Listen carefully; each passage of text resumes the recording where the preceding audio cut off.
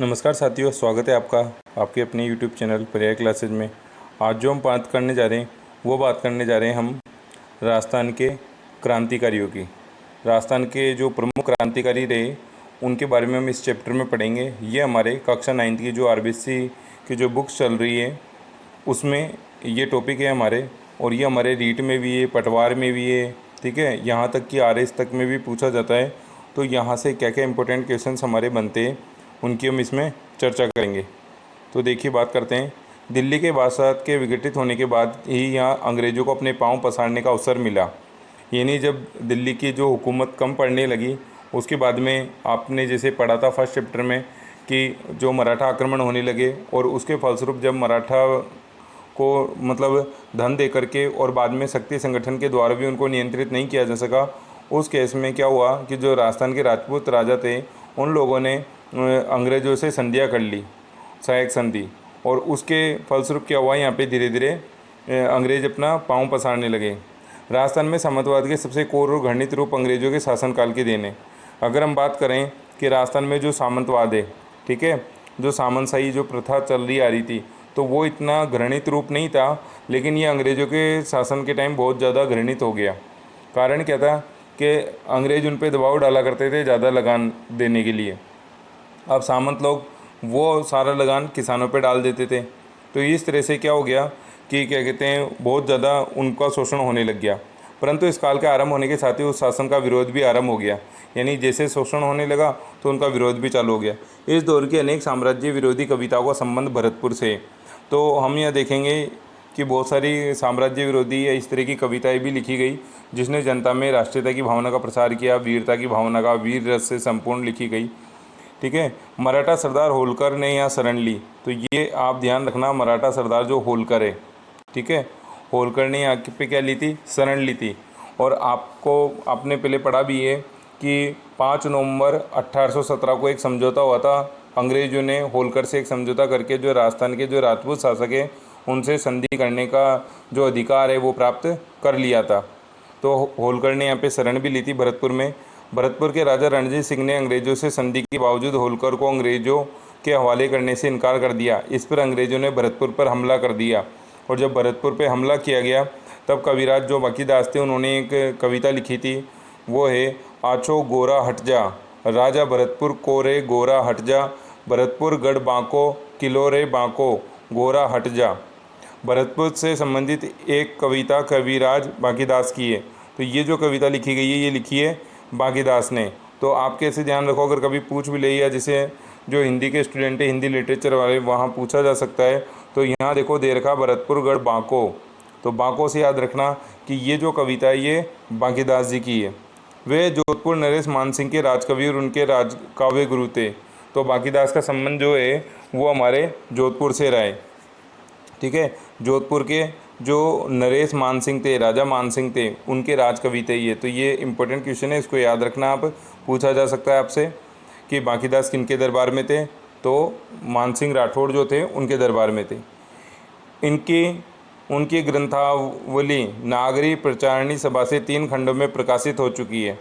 अब यहाँ आप एक चीज़ और ध्यान रखना, आपसे पूछा जा सकता है कि ये जो नागरी प्रचारणी सभा ये कितने खंडों में प्रकाशित हुई है, तो 3 खंडों में। इनकी लिखित तथा संकलित राजस्थान में 2700 ऐतिहासिक बातें भी है। विभिन्न भाषाओं की जानकारी के साथ साथ इतिहास का भी इन्हें बहुत अच्छा ज्ञान था, और इनका निधन 1833 ईस्वी में हुआ।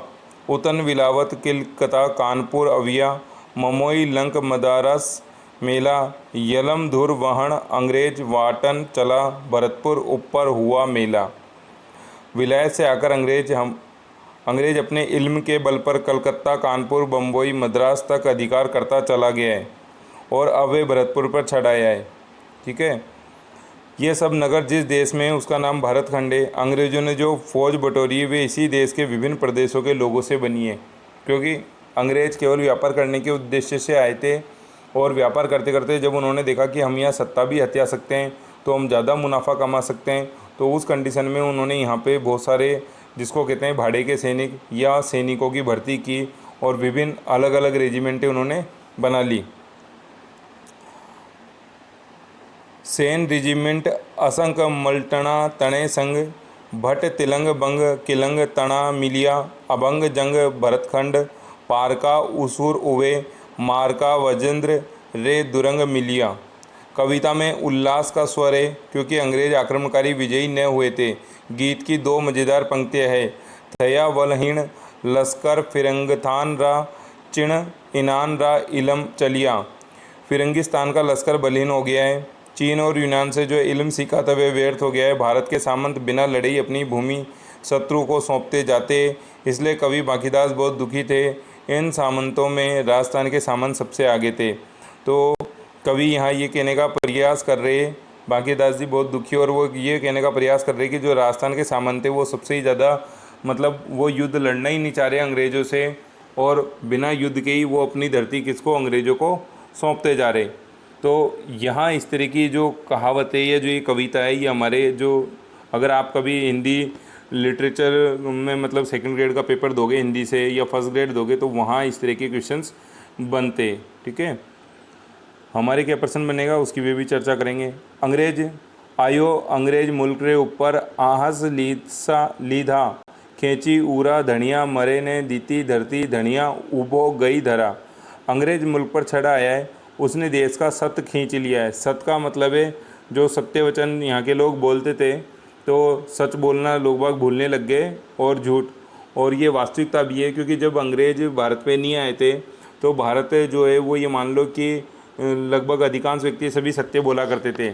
लेकिन अंग्रेज़ों के आने के बाद ही हम ये देखते हैं इतिहास में कि जो भ्रष्टाचार जो पनपा, रिश्वतखोरी जो पनपी, ठीक है, या असत्य भाषण, झूठ बोलना, ये सारी चीज़ें जो आई है, ये सारी चीज़ें अंग्रेज़ों के आने के बाद ही आई है। उससे पहले भारतीय धरा ऐसी नहीं थी। गीत के अंत में अंग्रेज मुल्क पर चढ़ा है, उसने देश का सत खींच लिया, आपके स्वामियों के कभी प्राण रहते भी धरती उनके हाथ से निकल गई। गीत के अंत में राज्यों के नाम लेकर कवि ने उनके स्वामियों को फटकारा है। तो यहाँ कवि ये कहना चाह रहे कि पहले लोग बाग मरने को तैयार रहते थे लेकिन अपनी धरती को नहीं देते थे।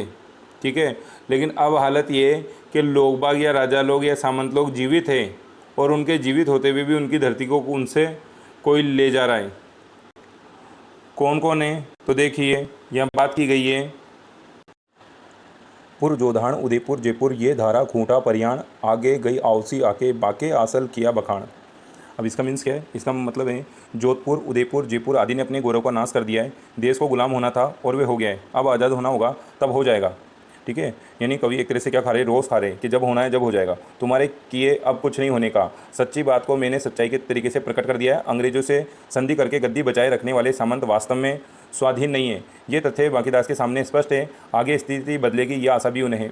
उनको ये भी आशा है कि आगे हम क्या है, स्थिति बदल जाएगी। और हमें हमेशा जब भी हमारे सामने कठिन परिस्थिति आए तो ये हमेशा ध्यान रखना चाहिए कि रात के बाद दिन आता है तो सूर्योदय जरूर होता है। तो ये कविता से हमको यहाँ सार निकलता है। सन 1857 ईस्वी से पहले ब्रिटिश फौज के कुछ सैनिकों ने राजस्थान में विद्रोह किया था। इस प्रसंग में डूंगजी और जवाहर जी का प्रसिद्ध है नाम। तो हम यहाँ क्रांतिकारी की बात करें तो अब हमारी ये चैप्टर स्टार्ट हो गया। अब तक हम बांकीदास के बारे में थे। तो देखिए यहाँ बात कर रखी है, एक प्रसिद्ध क्रांतिकारी है डूंगजी और जवाहर जी। और जैसे हमने नसीराबाद क्रांति के बारे में पढ़ा कि सबसे पहले राजस्थान में नसीराबाद की जो क्रांति हुई, तो हम पढ़ेंगे कि जो डूंगजी थे इन्होंने नसीराबाद छावनी को भी लूटा था। तो कभी आपके सामने एक बार ऐसा प्रश्न पूछ लिया गया था एग्जाम्स में कि जो नसीराबाद छावनी को लूटने वाला राजपूत सरदार कौन था, तो वहाँ ऑप्शन में आप ध्यान रखना डूंगजी, ये जो डूंगजी थे इन्होंने लूट लिया था। ठीक है, आगे हम बात करते हैं इनके बारे में कि इस प्रसंग में डूंगजी जवाहर जी प्रसिद्ध है, उन पर लोकगीत भी रचे गए। तो कई जगह इन पे लोकगीत भी रचे गए। और क्योंकि आपसे प्रश्न पूछ ले कि ऐसे कौन से क्रांतिकारी है जिन पे लोकगीतों की रचना हुई है, तो आप ध्यान रखना ये क्रांतिकारी होने के साथ साथ लोगों में बहुत ज़्यादा प्रचलित है, बहुत ज़्यादा फेमस थे, इस वजह से इन पे लोकगीत भी प्रचलित है। और कई जगह इनको लोक देवता के रूप में भी पूजा जाता है। राजस्थान सल्तनत संग्राम काव्य में दिए हुए विवरण के अनुसार 1818 ईस्वी में अंग्रेजों ने संधि की। शेखावटी क्षेत्र के लोगों ने इसका विरोध किया। विरोध के दमन के लिए अंग्रेजों ने शेखावटी ब्रिगेड गठित कर दी। भाई जब शेखावटी के लोग विरोध कर रहे थे तो उन्होंने वहीं से लोग मतलब शेखावटी एक ब्रिगेड गठित कर दी। 1834 ईस्वी में डूंगजी के नेतृत्व में इस ब्रिगेड के कुछ सैनिकों ने विद्रोह कर दिया। 1838 ईस्वी में अंग्रेजों ने डूंगजी को पकड़ लिया और उन्हें आगरा के किले में कैद कर लिया। जवाहर जी ने अपने सहयोगियों को लेकर किले पर हमला किया और डूंगजी को छुड़ा लिया। वहाँ से निकलकर उन्होंने नसीराबाद की छावनी पर हमला किया और अंग्रेजों का खजाना लूट लिया। तो देखो ये बात आ गई नसीराबाद छावनी पर, ठीक है, कि नसीराबाद छावनी को लूट लिया। तो ये ध्यान रखना है हमको, नसीराबाद की छावनी को किसने लूटा, तो डूंगजी जवाहर जी ने। ठीक है, इनको कैद कहाँ किया गया था ये भी आपसे पूछ सकते हैं। क्योंकि कई बार ऐसे इजी पर्सन होते हैं, लेकिन ऐसे पर्सन ही हमको औरों से आगे निकालते हैं। तो ध्यान रखना, इनको आगरे के किले में कैद कर लिया गया था। फिर पर्सन आ जाए, इन्होंने कहाँ विरोध किया, तो इन्होंने शेखावटी क्षेत्र में या शेखावटी ब्रिगेडियर में थे और इन्होंने शेखावटी में विरोध किया। फिर इससे उनके साहस और शौर्य की गाथा सर्वत्र फैल गई। अनेक समकालीन कवियों ने उन पर अनेक कविताएं लिखी है। लोक में उनसे संबंधित गाथा जो छावनी के नाम से प्रसिद्ध है, छावनी के नाम से प्रसिद्ध है, गाई जाने लगी। तो यहाँ ये इंपॉर्टेंट क्वेश्चन आपके आता है, ये पूछा जा सकता है कि छावनी के नाम से किन पर रचनाएं लिखी गई है। तो याद रखना डूंगजी और जवारजी, क्योंकि इन्होंने छावनी को लूटा था, तो आप वहाँ से कनेक्ट करके याद रख सकते हो। अंग्रेजों के विरुद्ध वीरतापूर्ण कार्यों से प्रेरित होकर जो लोक कविता रची गई, वे इस तरह राजस्थान की जनता के नव जागरण का माध्यम बनी। 1957 ईस्वी का स्वागत कवि सूर्यमल अथवा सूरजमल ने किया है। बीरम बरसा बीतियो गण 14 गुणिस बिसर तीत गुरु जटबद समय पलटी शीस। ठीक है, तो ये सूर्यमल मिश्रण के द्वारा लिखी गई है, जिन्होंने वंश भास्कर भी लिखा था। इनके बारे में हम आगे चर्चा करेंगे। अभी हिंदुस्तान में अब कुछ परिवर्तन हो गया है, अब कुछ उथल पुथल हो, इसी आशा आकांक्षा में संवत 1914 का एक वर्ष तो मानव युग के समान लंबा होकर आखिर बीत गया। पर नए साल के आरंभ होते ही जेठ बदी 5वें गुरुवार के दिन सन 1857 समय रूपी विषधर नाग ने अंग्रेजों की देह में अपने जहरीले दांत गड़ाकर एकदम पलटा खाया। यानी 1857 का जो बिगुल बच गया और यहाँ हमको आशा जगी कि यहाँ पे सत्ता हमारे हाथ में आ सकती है। जेठ में न तो संवत 1914 ईस्वी समाप्त हो सकता है, न 1857 ईस्वी का आरंभ हो सकता है। संभवतः जेठी बदी पंचमी वे दिन जब युद्ध आरंभ हुआ, काल सट ने अंग्रेजों को ढसकर उस दिन पलटा खाया। स्वाधीन संग्राम शुरू होते ही किसी कवि की ये भावात्मक प्रतिक्रिया इतिहास में अभूतपूर्व है। इसके बाद सूर्यमल जनता को संघर्ष के लिए प्रेरणा देते हुए और भी दोहे लिखते रहे। सूर्यमल की उत्कृष्ट कृति वीर सतसई के संपादकों ने उसकी भूमिका में कवि पर सन 57 के संग्राम का प्रभाव स्वीकार करते हुए लिखा है। जिस समय सतसई का निर्माण हुआ, उस समय देश में 1857 ईस्वी के विद्रोह की ज्वाला भड़क रही थी। तो आपको एक चीज़ ये यहाँ ध्यान रखनी है, प्रश्न आ जाता है कि वीर सतसई, बहुत बार प्रश्न पूछा गया है एग्जाम्स में कि वीर सतसई किसकी रचना है, तो आप ध्यान रखना सूर्यमल मिश्रण की। ठीक है, सूर्यमल जी की रचना ही है। और एक और इनकी फेमस रचना है, वो है वंश भास्कर। सारा देश विदेशी सत्ता का तख्ता पलटने के लिए व्यग्र हो उठा है। गदरकालीन परिस्थिति का कवि पर बड़ा स्फूर्तिदायक प्रभाव पड़ा है। लोगों को प्रेरणा देने के लिए जो कुछ उन्होंने लिखा पढ़ी की, वे सब तात्कालिक परिस्थितियों के दबाव के कारण पोशीदा रूप में हुई। सूर्यमल स्वाधीनता संग्राम से प्रभावित होने वाले साहित्यकारों के अलावा उसके राजनीतिक संगठनकर्ता भी थे। सन 57 में बड़े सामंतों ने आमतौर से अंग्रेजों का साथ दिया, छोटे सामंतों ने जनता का। अब यहाँ ये समझने का प्रश्न है आपके, क्योंकि कई बार एग्जाम्स में ऐसे प्रश्न दे दिए जाते हैं कि निम्न में से क्रांतिकारियों का साथ किसने दिया। उसमें ऑप्शन ए करके आपको दे देगा कि बड़े सामंतों ने, फिर ऑप्शन बी करके दे देगा छोटे सामंतों ने। तो अगर इस तरह का भी प्रश्न आए तो आप ध्यान रखना, जो बड़े सामंत थे उन्होंने अंग्रेजों का साथ दिया और राजाओं ने भी अंग्रेजों का साथ दिया था, जबकि जो छोटे सामंत थे, छोटे ठिकाने के सामंत थे, उन लोगों ने जनता का साथ दिया था। तो ये चीज़ें भी आप ध्यान में रखना। देसी पलटनों के विद्रोही सैनिकों ने इन सामंतों को साथ लेकर अंग्रेजों से युद्ध किया। ये विशेषता आवा के युद्ध में साफ दिखाई देती है। आवा के संघर्ष पर रचे जाते ये स्वाभाविक था। एक गीत यूँ शुरू होता है, वणिया वाली गोचर माए कालो गो दड़ियो गो, राजा जी रे भेरो राजा जी रे भेजो तो फिरंगी लड़ियो ओ, काली टोपी रो हे ओ काली टोपी रो, फिरंगी फैलावे की दो ओ काली टोपी रो। आवा की धरती पर फिरंगी या धमकाए, ठीक है, उसको बाहर खदेड़ने के लिए गांव की गोचर में काले सिपाही डटे हुए, यानी अंग्रेज लोग गोरे थे और ये काले लोग आ डटे। फिरंगी के पक्ष लेकर उसके साथ हमारा राजा भी छड़ाया है। गोरी देह वाला ये फिरंगी निरंतर फैलाव करता जा रहा है। ऐसी ये कवि गिरवरदान थे जिन्होंने इन्होंने आवा के युद्ध पर 3 छप्पे लिखे थे। पहली पंक्ति है, बरती 14 बरस पढ़े इले वेद अपाए। यहाँ सन 1857 ईस्वी पर धरती पर जो उथल पुथल हुई उसकी ओर संकेत है। अंतिम पंक्ति है, आज़ाद हिंद करवा उमंग निडर आवा नाथ रे। यहाँ कवि ने बड़ी सूझबूझ से आवा के स्थानीय संघर्ष को सारे भारत की आज़ादी की लड़ाई के साथ मतलब जोड़ने का प्रयास किया है। तो यहाँ समझने की बात क्या है, और ये कविता लिखी गई है, तो आप जानते हो कि हमने पढ़ा था कि फर्स्ट चैप्टर में हमने पढ़ा था कि एक युद्ध हुआ था बिथोड़ा का, जो हुआ था 8 सितंबर को। थोड़ा सा रिपीटेशन कर लो, 8 सितंबर के दिन। और जो दूसरा युद्ध हुआ था जिसको हम कहते हैं चेलावास का युद्ध, ठीक है। और चेलावास का युद्ध कब हुआ था, तो मैंने आपको कहा था बी से याद रखना, बिथोड़ा ये पहले हुआ था, ये हुआ था 8 सितंबर को। और सी यानी चेलावास, और चेलावास का युद्ध हुआ था 18 सितंबर को। तो उस समय ये क्रांतिकारी, क्योंकि जो चेलावास का युद्ध इसको काले और गोरों का युद्ध भी कहा जाता है, तो उसी से संबंधित ये कविता है कि गोरे लोग चढ़ाए और काले लोग उनका मुकाबला कर रहे। बंग भंग के बाद स्वदेशी आंदोलन ने जोर पकड़ा। तो आप जानते हो जो 1905 की घटना है, हमारे 1905 की घटना है बंग भंग, यानी बंगाल का विभाजन, ठीक है।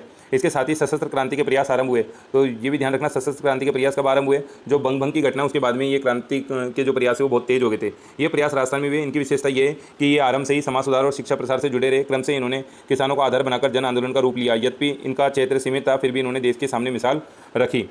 फिर ये डूंगजी और जवार जी के बारे में आ गया है, तो इनको हम पढ़ते हैं डिटेल में थोड़ा। देखिए, 1857 ईस्वी के स्वतंत्रता संग्राम में सीकर क्षेत्र के काका भतीजे, ये दोनों काका भतीजे थे, डूंगजी और जवाहर जी। डूंगजी काका थे और जवाहर जी उनके भतीजे थे, प्रसिद्ध देशभक्त थे। डूंगजी शेखावटी ब्रिगेड में रिसालेदार थे, ठीक है, तो ये भी ध्यान रखना, रिसालदार थे ये। बाद में वे नौकरी छोड़कर धनी लोगों से देश की आज़ादी के लिए धन मांगने लगे और धन नहीं मिलने पर उन पर डाका डालने लगे। इस धन से वे निर्धन व्यक्तियों की भी सहायता करते थे। इन दोनों ने अपने साथियों की सहायता से कई बार अंग्रेज छावनियों को लूटा। डूंगजी के साले भैरू जी ने डूंगजी को भोजन पर अपने यहाँ बुलवाया और वहाँ अत्यधिक शराब पिलाकर उनको पकड़वा दिया। तो एक क्वेश्चन आपसे ये भी पूछा जा सकता है कि इनको पकड़वाने में किसका योगदान था, तो इनके साले थे भैरू सिंह जी, और इन भैरू सिंह जी ने क्या कर दिया था, इनको पकड़वा दिया था। डूंगजी की पत्नी की फटकार से जवाहर जी ने उन्हें छुड़वाने की प्रतिज्ञा की। कहा जाता है कि लोटिया जाट और करणा मीणा ने अपनी वीरता और बुद्धिमत्ता से डूंगजी को छुड़ाकर ले आए थे, ठीक है। ऐसा कहा जाता है कि बारात लेकर के गए और आगरा के किले के वहीं इन्होंने डेरा डाला और बाद में फिर वहाँ से उनको छुड़ा लाए थे ये। तो आगे हम बात करते हैं इसमें। बीकानेर के पास गढ़ीसर में अंग्रेजी फौज ने बीकानेर और जोधपुर राज्यों की फौजों के साथ मिलकर डूंगजी और जवाहर जी को घेर लिया। जवाहर जी तो भागकर बीकानेर रियासत के खेर खट्टा स्थान पर पहुंच गए, जहां मानसिंह रतन ने उन्हें प्रेमपूर्वक रखा। डूंगजी जैसलमेर में गिरदड़ा की काकी मेड़ी पहुंच गए, जहां जोधपुर की सेना ने उन्हें छलपूर्वक कैद कर लिया और अंग्रेज सेना को सौंप दिया। इससे लोगों में संतोष की ज्वाला भड़क उठी। अंग्रेजों ने डूंगजी को वापस जोधपुर राज्य की सेना को सौंप दिया और जोधपुर के दुर्ग में ही डूंगजी का क्या हो गया, निधन हो गया। तो देखो डूंगजी हमारे महत्वपूर्ण है, तो यहाँ आपसे प्रश्न पूछ लिया जाएगा कि डूंगजी का निधन कहाँ पे हुआ, तो एक तो ये याद रखना, जोधपुर के दुर्ग में। एक प्रश्न आपसे ये पूछा जा सकता है कि जवाहर जी कहाँ चले गए, तो वो चले गए थे बीकानेर की जो खरखट्टा स्थान है, यहाँ चले गए थे, ठीक है। तो इसको आप ध्यान में रखना। लोठू जी निठारवाल, और ये कहाँ से संबंधित है, ये भी सीकर से संबंधित है। लोठू जी निठारवाल का जन्म जाट परिवार में हुआ था। तो पहला क्वेश्चन तो आपसे यही पूछ लेगा कि किस परिवार में हुआ था, ठीक है। तो ये ध्यान रखना कि लोठू जी का जन्म कहाँ हुआ था, तो जाट परिवार में। 1804 ईस्वी में रिंगस में हुआ था, जहाँ से वे वहाँ के ठाकुर से अनबन होने के कारण अपनी बहन के पास बठोठा में आ गए। यहाँ उनका संपर्क डूंगजी और जवाहर जी से हुआ, और यही लोठू जी जो जाट है, ये देखो ये दे रखा लोठू जी जाट, और इन्होंने इनको बचाने में अपना योगदान दिया था। एक तो लोठिया जाट थे और एक करणा मीणा थे, ठीक है, करणा मीणा। आगे हम बात करते हैं इनके बारे में। और देखो जब डूंगजी को अंग्रेजों ने गिरफ्तार करके आगरे की जेल में बंद कर दिया, तो लोठू ने बालू नाई, साकू लुहार, करणा मीणा आदि के साथ मिलकर डूंगजी को आगरा से रिहा करवाने की योजना बनाई और अंग्रेजों का चकमा देने के लिए अपने साथियों के साथ एक बारात के रूप में आगरा पहुंचे और अदम्य साहस का परिचय देते हुए डूंगजी को रिहा करवा लाए। इसके बाद लोठू जी डूंगजी और जवाहर जी के साथ अंग्रेज विरोधी गतिविधियों को अंजाम देते रहे और उनकी 1855 ईस्वी में क्या हो गई, मृत्यु हो गई। तो ये आपसे पूछा जा सकता है कि किस जाति के थे। दूसरा, इन्होंने किसका साथ दिया, तो डूंगजी और जवाहर जी का। फिर है अमरचंद बाठिया, इनसे संबंधित हमारे प्रश्न आए भी है। तो देखो आप ध्यान रखना, अमरचंद बाठिया के बारे में हम पढ़ रहे हैं। अमरचंद बाठिया कहाँ के थे, तो बीकानेर के। पहला प्रश्न तो ये बनेगा अमरचंद बाठिया का संबंध, तो आप याद रख लेना, बे से बाठिया, बे से बीकानेर। फिर है देश के प्रथम स्वतंत्रता संग्राम में राजस्थान के प्रथम व्यक्ति, ये प्रश्न कई बार पूछा गया कि राजस्थान के प्रथम व्यक्ति जिनको फांसी पर लटकाया गया, ठीक है, ये राजस्थान के निवासी थे और ग्वालियर में अपना व्यापार चलाते थे। इन्होंने अपनी पूरी धन संपत्ति तात्या टोपे को देने का प्रस्ताव किया था, जिससे वे आज़ादी की लड़ाई को चालू रख सके। यही कुर्बानी बाद में इनकी फांसी का कारण बनी। तो इनको इसी आधार पे फांसी दे दी गई कि आप अपनी जो धन संपदा है वो तात्या टोपे को सौंप रहे हो। तो क्यों सौंप रहे हो, क्योंकि तात्या टोपे ने अंग्रेजों का विरोध किया था, तो इसलिए इनको इसी आधार पर फांसी दे दी गई थी। तो आपसे प्रश्न पूछ लिया जाएगा यहाँ पे कि अंग्रेजों को मतलब धन संपत्ति देने का राजस्थान के किस व्यक्ति ने प्रस्ताव दिया, तो अमरचंद बाठिया। प्रश्न ज़्यादातर यही पूछा गया है कि राजस्थान का ऐसा कौन सा व्यक्ति था जिसको 1857 में प्रथम व्यक्ति जिसे फांसी पर लटकाया गया, तो वो थे अमरचंद बाठिया। फिर आगे हम बात करते हैं विजय सिंह पथिक जी के बारे में, ठीक है, विजय सिंह पथिक जी के बारे में बात करते हैं। और इनका जो बिजोलिया किसान आंदोलन है इसमें बहुत ही महत्वपूर्ण योगदान रहा है, और जब भी हम कोई कंपटीशन एग्जाम देखते हैं तो वहाँ इनसे लगभग प्रश्न आता ही रहता है। तो इसको हम देखते हैं, विजय सिंह पथिक, बिजोलिया। भारत के प्रसिद्ध क्रांतिकारी भूप सिंह, ठीक है, ये भी रीट में आपके पूछा हुआ है पहले प्रश्न कि विजय सिंह पथिक का मूल नाम या वास्तविक नाम क्या था, तो इनका वास्तविक नाम था भूप सिंह गुजर, ठीक है, गुजर जाति के थे ये। तो इसको भी ध्यान रखना कि ये गुजर जाति के थे। विजय सिंह पथिक का जन्म 1882 में 1882 में ग्राम गुठावली, जिला बुलंदशहर, उदयपुर में, उत्तर प्रदेश में हुआ था। वे इनकी कर्मभूमि राजस्थान थी, यानी इनका जन्म तो यूपी में हुआ था, लेकिन इनकी जो कर्मभूमि रही वो राजस्थान रही। विजय सिंह पथिक ने वीर भारत सभा, ठीक है, राजस्थान सेवा संघ के संस्थापक, ये इन दो चीज़ों के संस्थापक थे, वीर भारत सभा के और राजस्थान सेवा संघ के संस्थापक थे। संपूर्ण भारत में किसान आंदोलन के जनक, अगर आपसे पूछ ले राजस्थान में किसान आंदोलन के जनक कौन थे, तो याद रखना विजय सिंह पथिक। चोटी के क्रांतिकारी, जिनका गहरा संबंध बिजोलिया किसान आंदोलन से था। अजमेर में सशस्त्र क्रांति की क्रियान्विति, ठीक है, अजमेर में सशस्त्र क्रांति को बढ़ावा दिया इन्होंने। फिर इसी के साथ क्रांतिकारियों की भर्ती और प्रशिक्षण में महत्वपूर्ण भूमिका भी निभाई थी। इसी के साथ इन्होंने राजस्थान केसरी, ठीक है, नवीन राजस्थान, तरुण राजस्थान, इन समाचार पत्रों का भी इन्होंने जारी किए थे। तो ये यहाँ आपके बहुत ही इंपॉर्टेंट प्रश्न आपके बन रहे हैं, ठीक है। देखिए एक बार दोबारा से आपके पहला प्रश्न तो ये बनता है इनका वास्तविक नाम क्या था, तो याद रखना इनका वास्तविक नाम जो था वो था भूप सिंह। इनका वास्तविक नाम क्या था, भूप सिंह। फिर दूसरा प्रश्न इनका बन जाएगा कि ये कहाँ के रहने वाले थे, तो बुलंदशहर, उदयपुर के, यूपी के। कर्मभूमि इनकी राजस्थान रही थी। फिर ये 2 इंपॉर्टेंट क्वेश्चंस आपके बन रहे, एक तो आपसे पूछ लिया जाएगा वीर भारत सभा के संस्थापक कौन थे, या राजस्थान सेवा संघ की स्थापना किसने की, तो विजय सिंह पथिक ने की।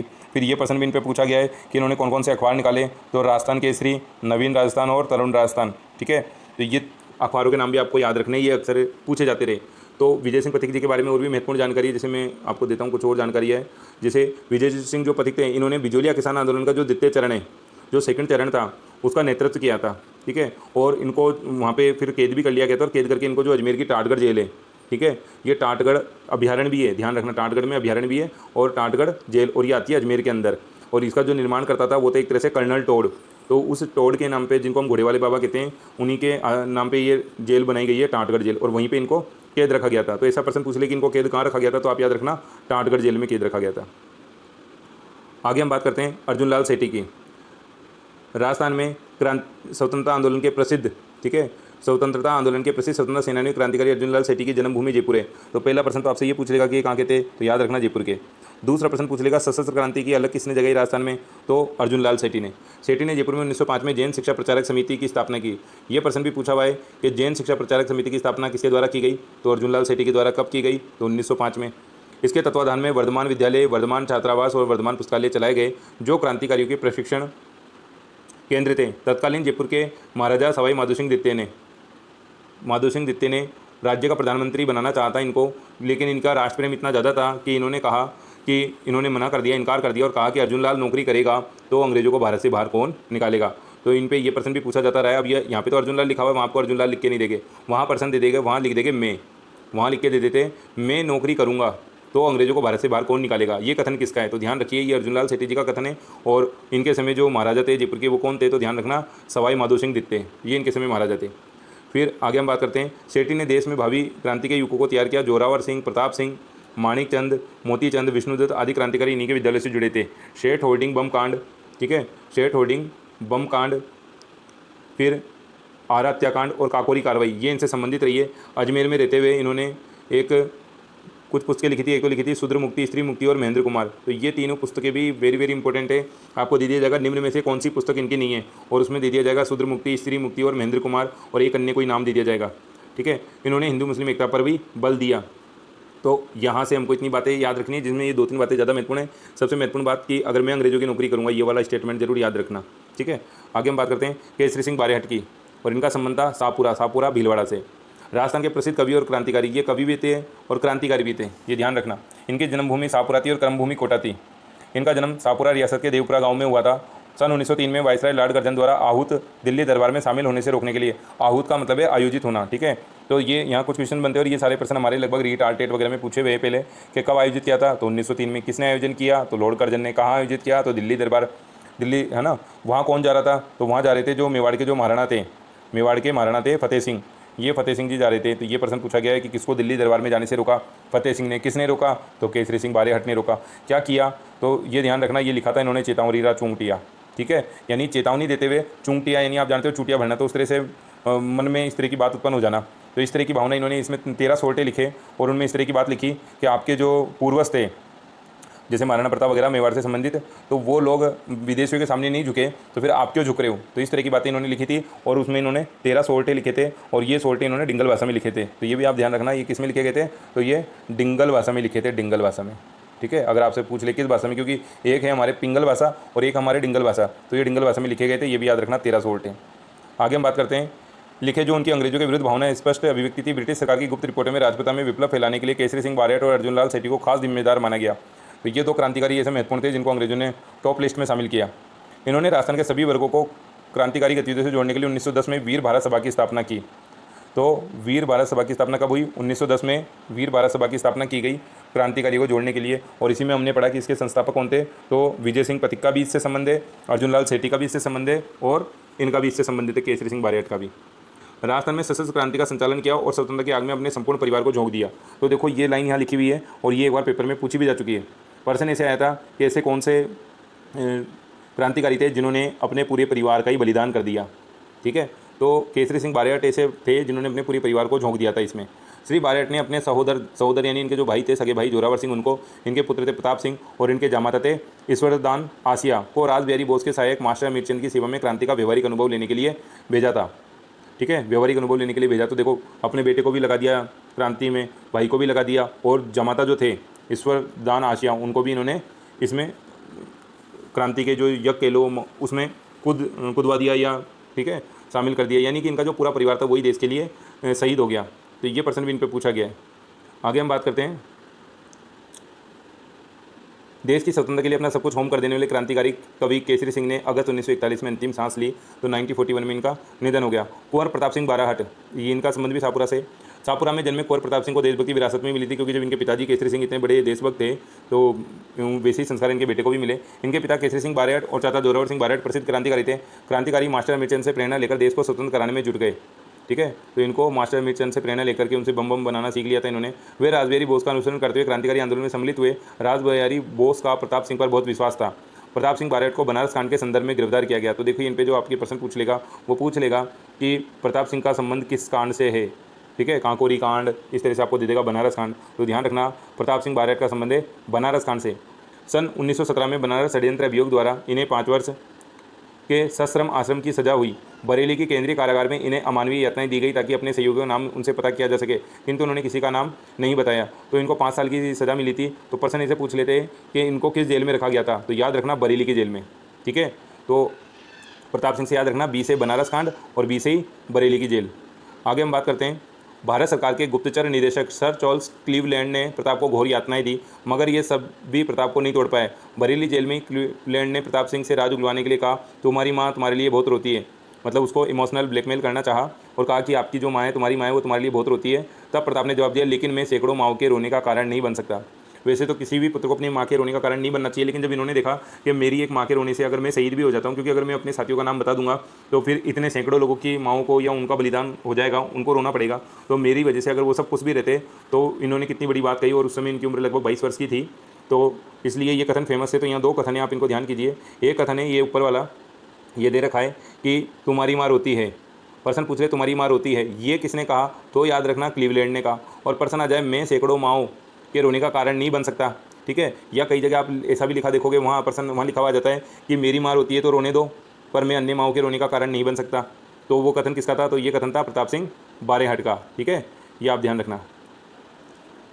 इनको इतनी ज़्यादा यातनाएं दी गई कि 1918 में 22 वर्ष की आयु में ये शहीद हो गए। हारकर क्लीवलैंड को ये कहना पड़ा कि मैंने आज तक प्रताप सिंह जैसा युवक नहीं देखा।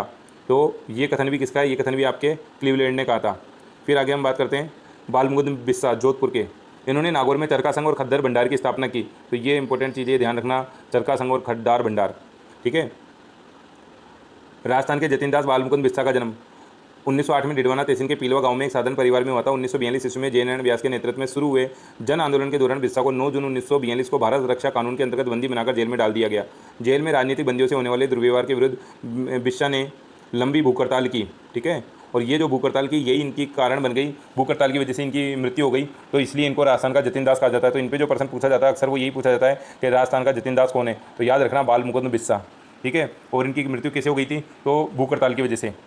जेल में बंदियों के दमन और हड़ताल में बिस्सा बहुत कमजोर हो गए, उन पर लू का प्रकोप हो गया, इनको लू लग गई, भूखे रह रहते। तो 19 जून को उन्हें वार्ड से जेल अस्पताल में भिजवाया गया, जहां अधिकारियों की लापरवाही के कारण उसी दिन इनका निधन हो गया। बिस्सा के निधन का समाचार समूचे नगर में बिजली की तरह फैल गया और देखते ही देखते अस्पताल और सामने लोगों की भीड़ इकट्ठी हो गई। उस जमाने में लगभग 1 लाख लोगों ने मीलों पैदल चलकर इनकी अंत्येष्टि में भाग लिया था। तो इनकी जब अंत्येष्टि की गई, अंतिम संस्कार किया गया, तो उस समय उस ज़माने में जब आप ये देख लो कि कोई साधन सुविधा नहीं थी, उस ज़माने में भी 1 लाख लोग इनके मृत्यु के अंत्येष्टि में शामिल हो गए थे अंतिम यात्रा में।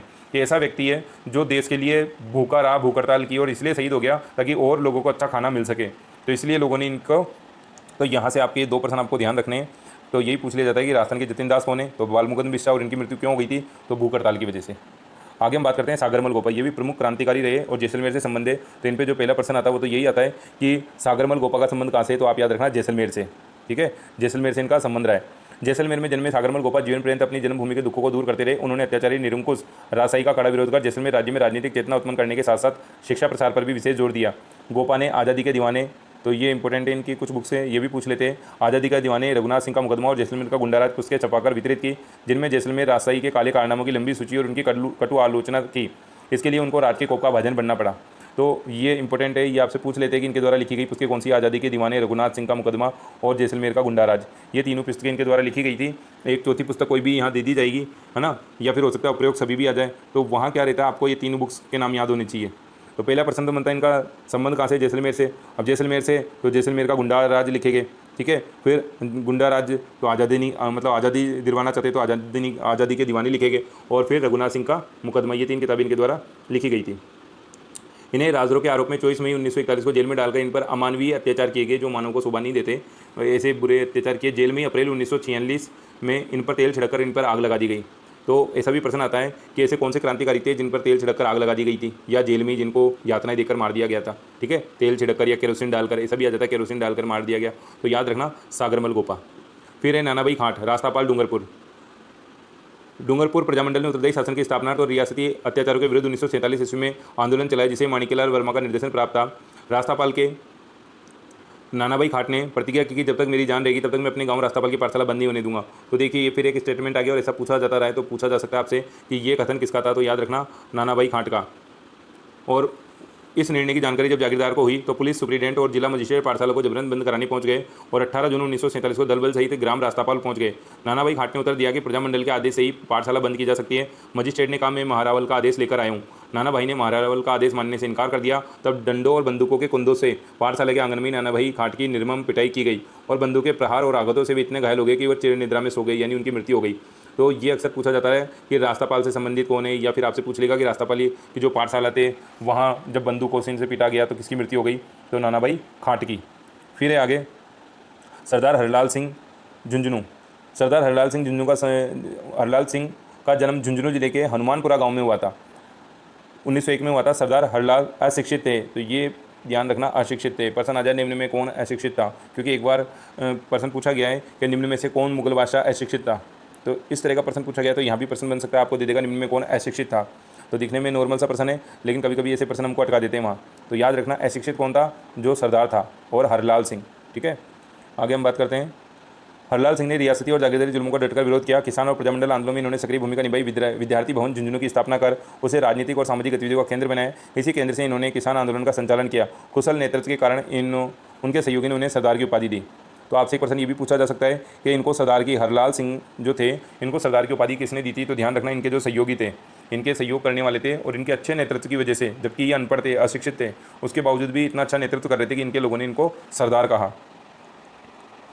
कप्तान दुर्गा प्रसाद, नीम का थाना। कप्तान दुर्गा प्रसाद चौधरी का जन्म 1905 में नीम का थाना में होता है। इनकी प्रारंभिक शिक्षा अर्जुन लाल सेठी की वर्धमान पाठशाला में, और उसके उपरांत सांभर और कानपुर में ही चौधरी ने राजस्थान सेवा संघ के अंतर्गत बिजोलिया में कार्य किया। 1930 ईस्वी में स्वाधीनता आंदोलन में शामिल हो गए, और 1930 से 47 तक राष्ट्रीय आंदोलन में भाग लेने के कारण अनेक बार जेल भी गए। दुर्गा प्रसाद चौधरी ने एक पत्रकार के रूप में अपनी पहचान बनाई। अब यहाँ जो इंपॉर्टेंट प्रश्न बनेगा आपके, वो ये पूछ लिया जाएगा कि दुर्गा प्रसाद थे, तो वहाँ दे देंगे पत्रकार थे कि वकील थे कि पुलिसमैन थे, इस तरह का प्रश्न बन जाता है इन पे। तो आप केवल ये ध्यान रखना कि जो दुर्गा प्रसाद चौधरी है उनका संबंध किससे था, तो पत्रकारिता से था। इन्होंने अजमेर और जयपुर से प्रकाशित दैनिक नवज्योति का लंबे समय तक संपादन भी किया। तो ये भी ध्यान रखना, दैनिक नवज्योति से संबंधित है ये। जानकी देवी बजाज सीकर। तो इस वीडियो में हम इतनी बात करेंगे क्योंकि ये काफ़ी बड़ा वीडियो होता जा रहा है। तो नेक्स्ट पार्ट में हम बात करेंगे जो राजस्थान के प्रमुख महिला व्यक्तित्व हैं उनके बारे में बात करेंगे। तो अगर आपको वीडियो पसंद आई है तो इसको लाइक कीजिए, शेयर कीजिए अपने सभी मित्रों के साथ, और इस वीडियो को देख करके यहाँ से जो भी इंपॉर्टेंट प्रश्न मैंने आपको बताया उन सबको आप नोट कीजिए, बार बार रिवाइज कीजिए, चाहे वीडियो लगा के सुनिए, जिससे आपके क्वेश्चन इतने अच्छे हो जाने चाहिए कि चाहे रीट का एग्जाम हो या पटवारी SI, या भविष्य में आप RS वाला एग्जाम, ऐसा कोई भी एग्जाम देते हो तो आपको यहीं से प्रश्न देखने को मिलेंगे, और बाकायदा ऐसे प्रश्न मिलेंगे जो इस बुक्स में दे रखे, जो सारे मैंने आपको बताने का प्रयास किया है। और ऐसे ही नई वीडियो मैं आपके लिए लाता रहूँगा। उसके लिए आप कमेंट करके मुझे बताइए और इसे ज़्यादा से ज़्यादा शेयर कीजिए। तो इसी आशा के साथ जय हिंद, जय भारत।